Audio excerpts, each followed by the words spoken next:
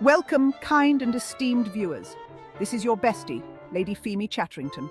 Are you ready for the latest dose of saucy scandal amidst the illustrious ton? Do get comfortable and join me for a spell. Pour yourself a cup and let's sip on some hot English tea together. And please don't be shy when tempted to reach for the biscuit tray. Sometimes you need something a little sweet to wash away the naughty from your palate. My dear besties, you won't believe the scandalous tales I've heard amongst the ton as of late. Society has been absolutely abuzz. Lean in closer and prepare your ears, because this scandal is sure to rattle your teacups and have you clutching your pearls from the shock of it all.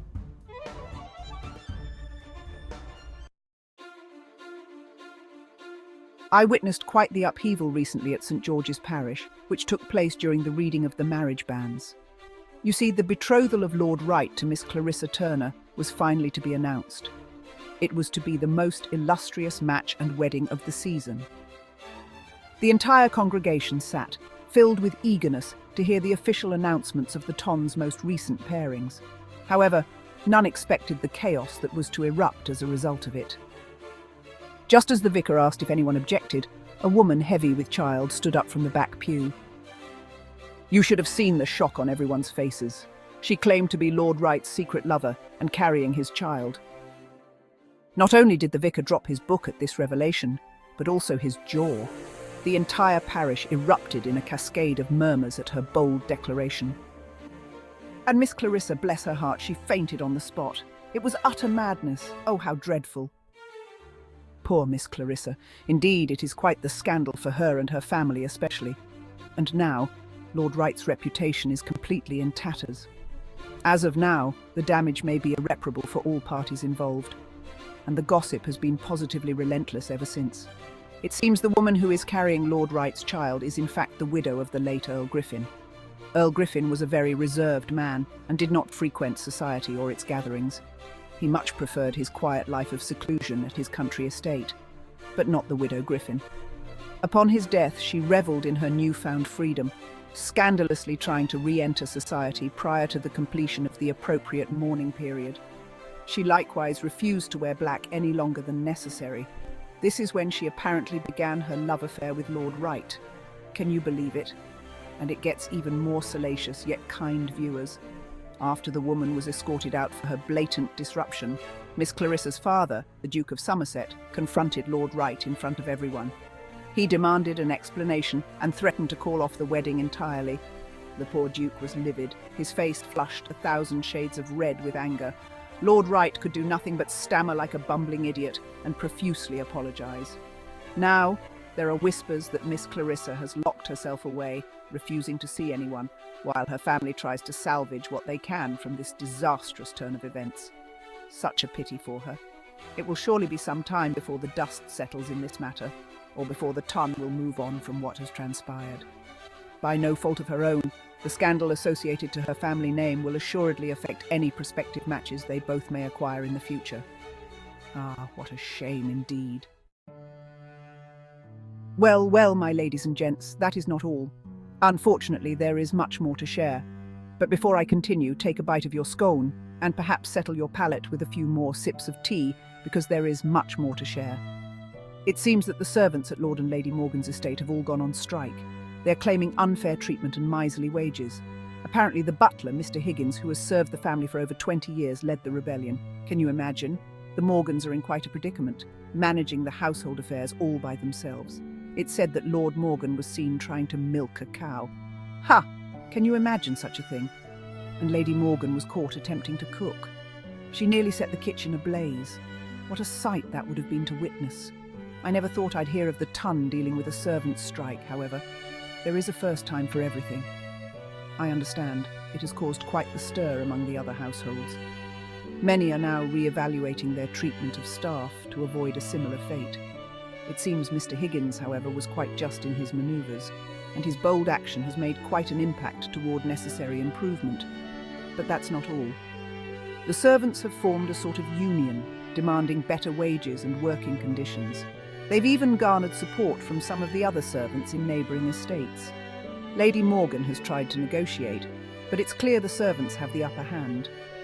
They're threatening to reveal all sorts of family secrets if their demands aren't met. and now the Morgans are beside themselves with worry, fearing what might come to light. And you can be certain that should any saucy scandal come to light about the miserly pair, I will be certain to share it directly with you. Over hot tea and biscuits, of course.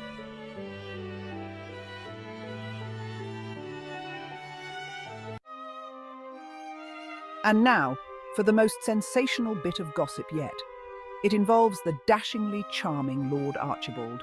However, this unsavoury circumstance surrounding him is quite unsettling and has me questioning whether a rake can ever truly be reformed. It is rumoured that Lord Archibald has recently fathered a bastard child somewhere in the countryside, and not very far from his own estate, mind you. And his lovely but naive wife, Lady Beatrice, has only recently just discovered the truth. Apparently she found a letter hidden among his belongings, detailing the financial arrangements made to care for said child. Can you imagine her shock and heartbreak? Now the entire ton is speculating on what Lady Beatrice will do. How dreadful for her. She has always been so devoted to him. I dare say the betrayal is quite unexpected. We all thought it was a love match. Perhaps for other ladies of the ton there is wisdom to be gained from this sordid tale. Once a rake, always a rake, no matter how in love they profess to be, how sad and unfortunate. It is a warning to steer clear of a rake, lest you too may have your heart irretrievably broken. It is said that Lady Beatrice boldly confronted Lord Archibald, and to her shock and dismay, he could not deny the facts of his own misdeeds. The poor woman is now faced with an impossible situation, in addition to the embarrassment. What a calamity indeed. Yet the web of his deception only grows more tangled by the day, it seems. The local woman said to be caring for the child is none other than Lord and Lady Archibald's former head maid. Apparently, months prior, she left their service under mysterious circumstances, and now it seems we know the precise reason why. And it all transpired under Lady Beatrice's own roof. Since they have no children of their own as of yet, there's talk that Lady Beatrice might take the bastard child in and raise them herself. Perhaps accepting the child would be a way to further silence the merciless wagging tongues of society. One can only guess. Lady Beatrice is most charitable indeed, and it would not surprise me of her should she choose to do so. However, others say she might leave Lord Archibald altogether and seek refuge with her family by living her life apart, creating a marriage in name only. The ton is on edge, my dears, as they wait to see what move she will make next. Certainly, if she plays her cards right, this intriguing situation could indeed turn in her favour. Perhaps Lord Archibald could benefit from some grovelling humiliation and humbling at the hands of his dear wife. Lord knows she did not deserve such betrayal. If he truly is repentant, she may have him begging for her mercy and forgiveness for the rest of his days, making Lady Beatrice wield the power in their relationship instead. Wouldn't that be a gloriously satisfying turn of events? This is all the gossip I have for now, dear friends. Meanwhile, let us enjoy our tea and continue to ponder the questionable fates of those entangled in these haphazard scandals. I am positive there will be more to share soon.